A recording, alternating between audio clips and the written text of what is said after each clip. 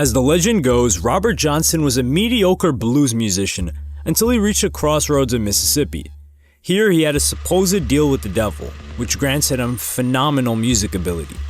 But behind this myth is the arguably more miraculous story of how one man came up in one of the most racist periods of American history and emerged as one of the most influential musicians of all time.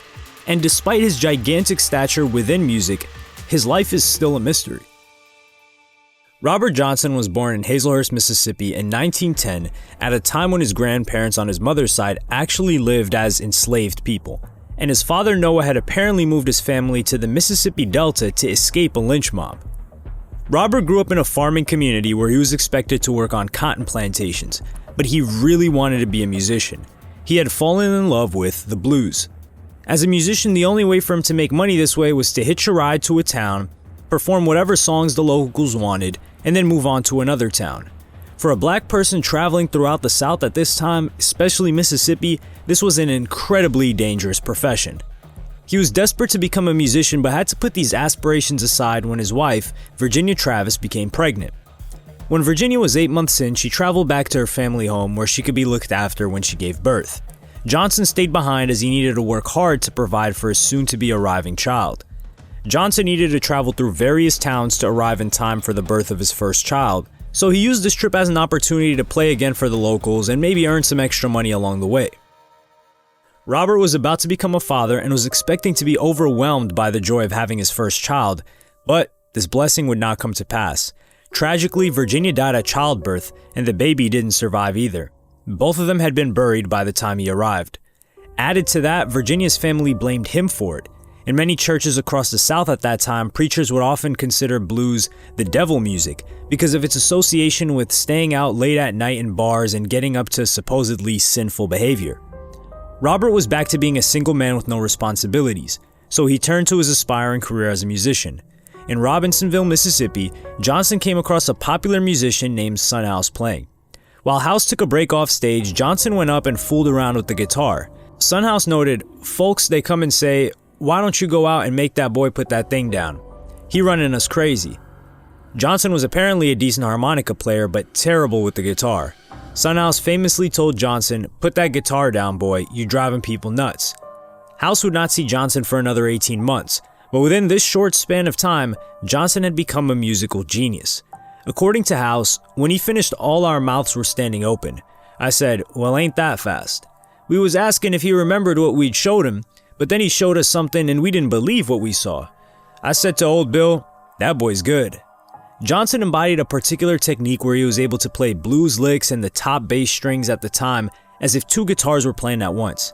This is not out of the ordinary today, but at the time, it was groundbreaking. So how did Johnson become so good in such a short span of time?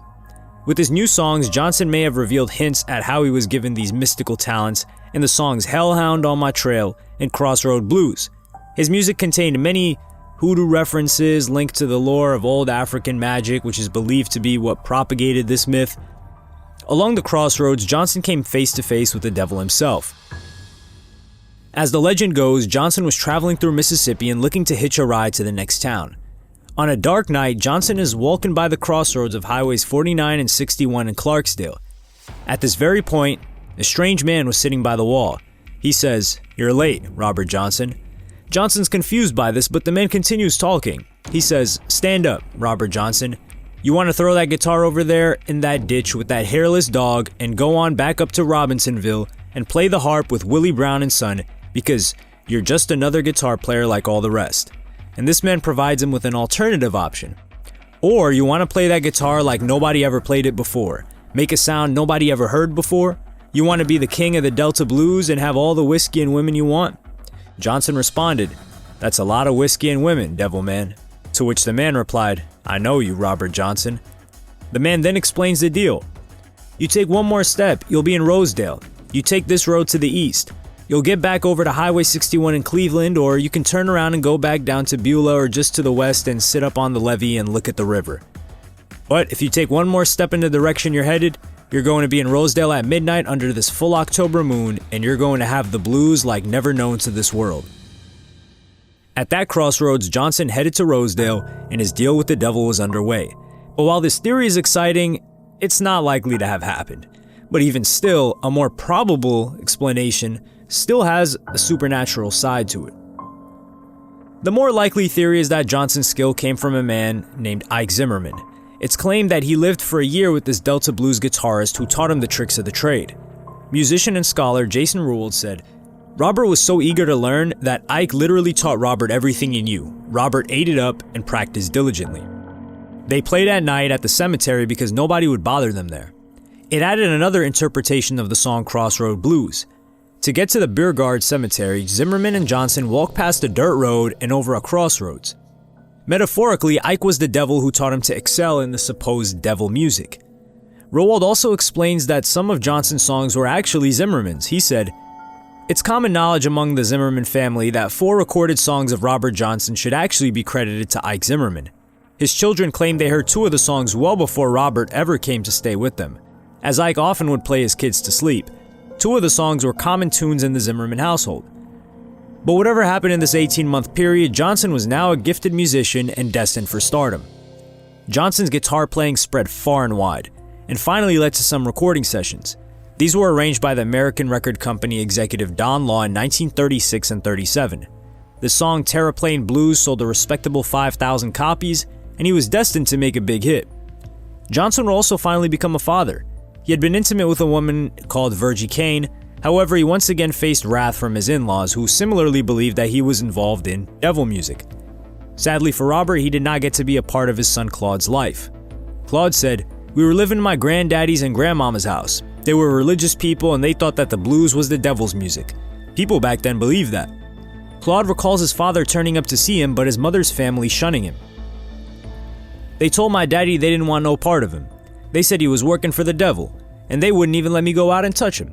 I stood in the door, and he stood on the ground, and that is as close as I ever got to him. Finally, he said, 'Well, I might as well go on.' He wandered off, and I never saw him again." In 1938, the great blues collector John Hammond was organizing a concert at Carnegie Hall in New York, a venue that was seen as the pinnacle of success. Hammond got wind of Johnson's music and wanted to invite him to perform. Hammond was going to platform Johnson and deliver his music to an audience that he could have never imagined. But Hammond realized that, sadly, Johnson had died 3 weeks earlier. The circumstances surrounding his death are speculated, but some of which add to the theory that he was now witnessing the uglier aspects of his supposed deal with the devil. One cause of death that fits neatly with this narrative is that his death certificate said that he died of syphilis. Throughout his success and fame, he had supposedly become a ladies' man, and this cause of death shows the harsh lessons learned from a life of excess. Johnson's alleged womanizing ways are also attributed to another cause of death. One theory is that he was romantically involved with a barmaid at one of the venues he played, and her husband poisoned him with whiskey. It was his notorious desire for women and whiskey that together killed him. Johnson's music was technically played to an audience at Carnegie Hall. For the concert, Hammond put a single record player on stage and played his music to the audience. They were enthralled and mesmerized, but Johnson wasn't there to witness the true power of his music. Afterward, Muddy Waters would carry the mantle set by Johnson and take it to Chicago. This was when the blues truly emerged from something that was popular in the South to something that was popular across the country. In later years, Bob Dylan, the Rolling Stones, Eric Clapton, and Led Zeppelin would all pay homage to Johnson and the groundwork he laid for rock music. Robert is someone that we have no first-hand sources of him speaking other than his music. There are no interviews, and 2 photographs of him exist. During the 1960s, reissues of his music became incredibly popular, particularly because of the popular rock stars at the time who were citing him a major influence.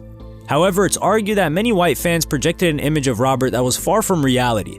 According to the New York Times, as white urbanites discover the race records of the 20s and 30s, they reshaped the music to fit their own tastes and desires, creating a rich mythology that often bears little resemblance to the reality of the musicians they admired. Up until recently, a 3rd photo of Robert emerged and a long-awaited book arrived from one of the few people who truly knew him. While Robert's son Claude barely knew him, his stepsister Annie knew him well enough to speak about what he was like in everyday life. She was particularly annoyed by the way he was portrayed as a womanizing alcoholic. I'm not saying he was an angel, and I'm not saying what he didn't and did do, because I didn't have him in my pocket, but people like to be on the dark side, and that's what they paint. He's brilliant on one side, and he's dark on the other. And I deeply resent that. In her book, she wrote, "I felt that I had to protect the real Brother Robert that I knew. He didn't get his abilities from God or the devil. He made himself. People have stuck Brother Robert's family off to the side because it makes him more interesting to be a vagabond or a phantom, and it makes him easier for someone else to make money off of it if we're out the picture. With regards to the photograph, she said, I kept Brother Robert's photograph in my father's trunk that sat in the hallway of the Comas house while we lived there with my mother after my father died. After my mother died, we could only take so many things. I took my photographs with me, wrapped in a handkerchief. I only carried a few belongings to Ma and Pops Thompson's house. When I moved in with my sister Charlene, I bought some furniture. I stored the photograph, along with others, in a cedar chest I bought. I've always had this photograph. It shows Brother Robert the way I remember him. Open, kind, and generous. He doesn't look like the man of all the legends, the man described as a drunkard and a fighter by people who didn't really know him. This is my Brother Robert. Robert Johnson's grandson Stephen has become a preacher. This could be interpreted as ironic, but he sees no contradiction between loving his grandfather's music and preaching the Word of God. He said, "It is my strong belief, listening to other historians and people who have done extensive research on the life of my granddad, I really believe the challenge he had in his short time frame came from practice and hard work and just having a passion for his music the short time he was here on this earth." Make sure to subscribe for more.